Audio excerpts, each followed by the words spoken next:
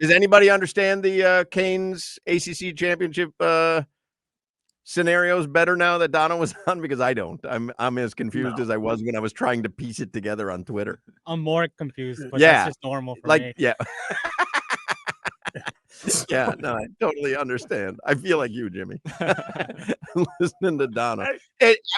Listen, it's a long shot at best, but that's sometimes in sports, that's all you're left with is these long shot chances, right? I mean, as silly as it sounds, I think there's something fun about seeing Dolphins in the hunt after the season they've had. Yeah. It's November 24th, and we're seeing Dolphins in the hunt graphics. It's absurd, but it is kind of fun, isn't it? Yes. To be invited to the party, or maybe, I guess, at least you're in the conversation. Yeah. Like, at least you're in the conversation. Tennessee's not in the conversation, No. Dolphins, if things go, I'll give you 15 minutes of Game Day Uncensored here, abbreviated. It's brought to you by the Lexus December to Remember sales event. Get offers on select models for a limited time. Learn more at Lexus.com. Solana mentioned it earlier. You've got New Orleans coming up Sunday, right? Then the New York Jets. Those are two very winnable games, okay? You can have a 4-game win streak going on all of a sudden. Then you're at Pittsburgh, which, by the way, is a Monday night football game. Yep. It could be flexed. I saw Barry Jackson before his account got hacked. Yeah. He had tweeted out something like, the NFL has opted not to flex it at this moment, but they do have the ability to do so. But although Mason Rudolph looked all right yesterday, I watched Pittsburgh because they were playing the Bears. But you've got, it's still winnable regardless. I think any game, even if it's Aaron Rodgers, I think Aaron Rodgers or Mason Rudolph, that's a winnable game. And then all of a sudden after that, you've got Cincinnati. I think I saw Joe Burrow is playing Thursday, for sure. He has been cleared. Yeah, okay. He's going to play. And then you've got Tampa. Solana mentioned Baker Mayfield was hurt.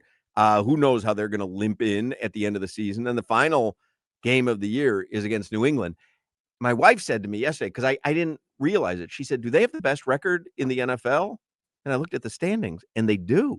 The New England Patriots have the best record. Yeah. Who are they tied with? I think Denver, maybe. Denver have the Denver and the Patriots. I mean, that's insane, man. That's insane.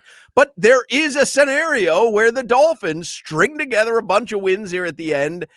I think, again, it's a very slim chance because I saw a write-up about the teams ahead of even if they finish 10-7, it would be like the slimmest of odds that they would be a wild card team. But it is kind of fun for the Hurricanes. They were left for dead after the 2 losses. Oh, our ACC championship game dreams are over. And sports has a funny way of giving you a little bit of hope sometimes when there seemingly was none. If this is the prom, I think Solana might fall in this category. Some people don't like to be the girl serving the juice, even though she's there. They have to be the prom queen. They don't just want to sneak in the back of the door and say they were at prom, where I think there's a large number of Dolphin fans that would rather be Tennessee than just sneak in the back door. That's no question.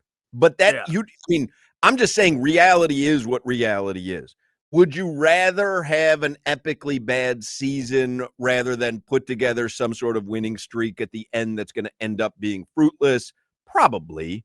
I mean, it makes sense, but that's not the reality. The reality is they're playing as good football as they've played all season. They have terrible opponents coming up, and they are not going to be in the hunt for the top 3 picks in the draft. They just won't be. I don't see them losing to the Jets. I don't see them losing to New Orleans, to be quite honest, on Sunday. So it just is what it is. And Solana said it. Does New England have anything to play for? They might beat some good teams. The teams we're talking about they need to beat, they might beat them just because of how it plays out. I'm not even the draft chaser. Now we're picking 18 again. We can miss on 18. We can miss on 3. We miss on 5. My problem with them going on a run here and winning 9 or 10 games is that we go back into next year saying McDaniel's the guy, Tua figured it out. when we start slow every damn year, then we win late, and then we're going to be on this damn hamster wheel. The hamster wheel is what I don't want. I don't want us to lose, but I don't want to jump back on McDaniel and Tua a little bandwagon again. Like I say, you just don't have a choice in the matter because they're going to try to win every game that they have remaining on the schedule. And it's not one of those seasons where the front office says, hey, let's shut it down and focus on next season. That has not been Stephen Ross's mantra this season ever.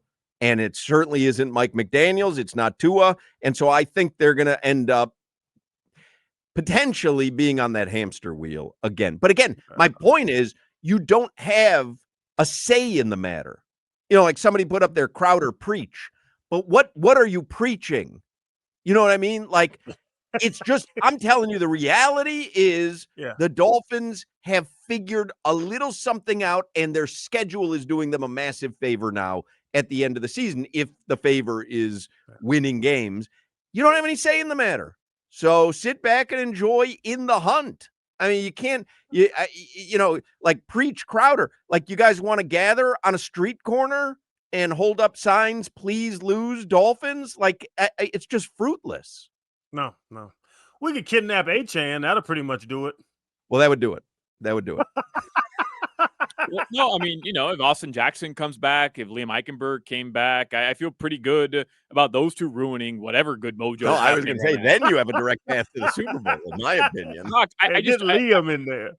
Yeah, you got some actual protection now. I get what you're saying, but I'm kind of with the people. I want this to be fun because I'm always going to root for fun, but I'm with the people who are saying, hey, all this is doing is delaying the inevitable. No, I get it. And you know, you're giving, once again, false hope into a formula has proven to let you down time and time again. I get it. But what are you going to do about it? What can be done about it? Nothing.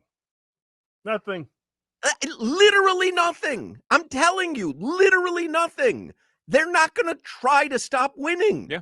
So what, like, this notion of, no, this is bad. This is okay. Then don't watch. Like, you're just going to have to tune out then, because we all see how this is playing out. Somebody says, make McDaniel play strong safety. That would do it. There's a solution. So this guy, Saint Double K, came up with a solution. I like guys who have solutions. This guy came up with a solution. It's like complaining about the. I promise you, Mike McDaniel will be better than Ethan Bonner in the backfield. I promise you. It's complaining about the weather. Them clouds ain't leaving, no matter how much we're upset by them. Yeah. What are you gonna have? Somebody says, kidnap H.N. Did you watch Celtic Pride on your flight? Great movie. That is a good movie. It is a great movie.